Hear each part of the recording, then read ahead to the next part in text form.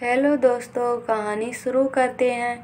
बहुत समय पहले की बात है। पहाड़ों के बीच में परियों का एक नगर था जिसमें बहुत सारी परियां रहती थीं। यह नगर पहाड़ों पर बहुत ऊंचाई पर था जिससे इंसानों को दिखाई नहीं देता था। इस नगर में बहुत सुंदर सुंदर महल बने हुए थे। इस नगर से दूर इंसानों का एक शहर था जिसमें एक राजा राज्य करता था।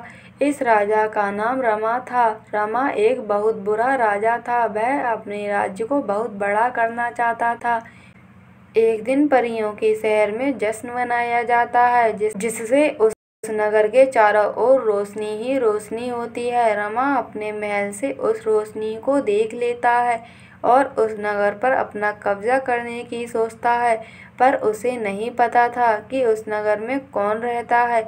एक दिन राजा अपनी सैनिकों के साथ नगर पर हमला करने के लिए निकल जाता है। बहुत समय चलने के बाद रमा को एक नगर दिखाई देता है। वह उस नगर की तरफ जाने लगता है। नगर पहाड़ की ऊंचाइयों पर था। रमा को चलते चलते रात हो गई थी। वह एक जगह पर सैनिकों के साथ रुक जाता है। रमा और उसके सैनिक रात को नगर के पास रुके होते हैं। तभी रमा देखता है कि नगर से बहुत सी आवाजें आ रही हैं। उन आवाजों को सुनकर उसके सैनिक डर जाते हैं। तभी नगर से एक तेज रोशनी निकलती है। उसी रोशनी के साथ एक परी भी आसमान में आती है। ये परियों की रानी थी। परियों की रानी आसमान में अपना जादू दिखाने लगती है।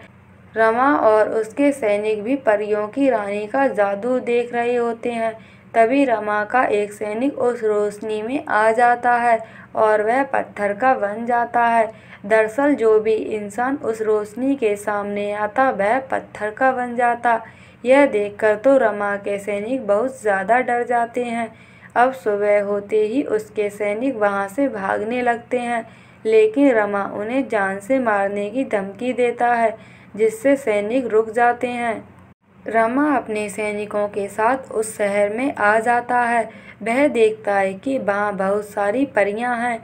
रमा अपने सैनिकों के साथ उन परियों पर हमला कर देता है और रमा के सैनिकों के बीच लड़ाई होने लगती है।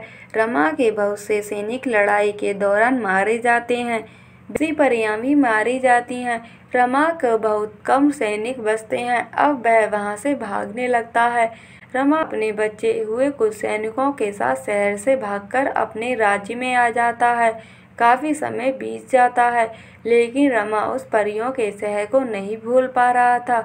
वह फिर से अपनी एक बहुत बड़ी सेना तैयार करता है और फिर से परियों के शहर पर हमला करने के लिए निकल जाता है। रमा परियों के शहर में पहुंचते ही उस पर हमला कर देता है। बहुत सी परियां मारी जाती हैं। कुछ परियां अपनी जान बचाकर भाग जाती हैं। परियों की रानी भी लड़ाई में मारी जाती है।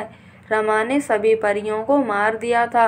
जो परियां उस शहर से भाग गई थीं, सिर्फ वो ही जिंदा बची थीं।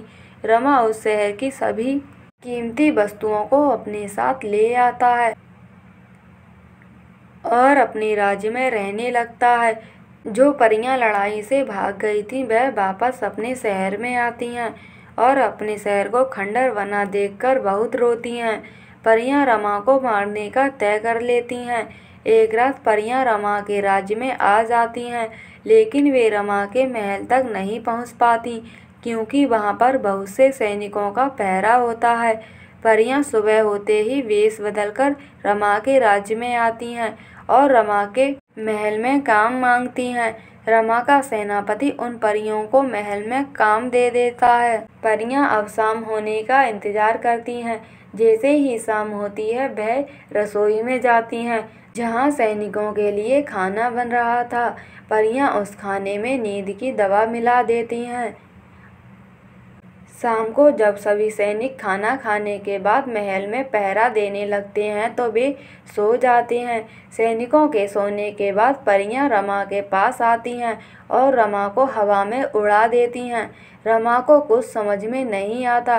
परियां रमा को बंदी बना लेती हैं और अपने परियों के रूप में आ जाती हैं। परियों को देखकर रमा अपने सैनिकों को मदद के लिए बुलाता है, लेकिन उसके तो सभी सैनिक सो गए होते हैं। परियां रमा को पत्थर का बना देती हैं और वहाँ से चली जाती हैं। इस तरह से रमा एक पत्थर का पुतला बनकर रह जाता है। ऐसे ही और कहानियाँ सुनने के लिए चैनल को सब्सक्राइब कीजिए और वीडियो को लाइक कीजिए।